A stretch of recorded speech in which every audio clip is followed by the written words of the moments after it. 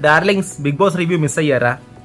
Indian navy వాళ్ళు, Indian army వాళ్ళు, defence వాళ్ళు మోసపోతున్నారండి, బాధపడుతున్నారు, ఏడుస్తున్నారండి. ఇది మన డిఫెన్స్ సిస్టమ్ అండి. ఇండియాలోని ఇష్టపడిన వాళ్ళు సపోర్ట్ చేయట్లేదు, సపోర్ట్ చేసిన వాళ్ళు లాంగ్ టైం సపోర్ట్ చేయట్లేదు.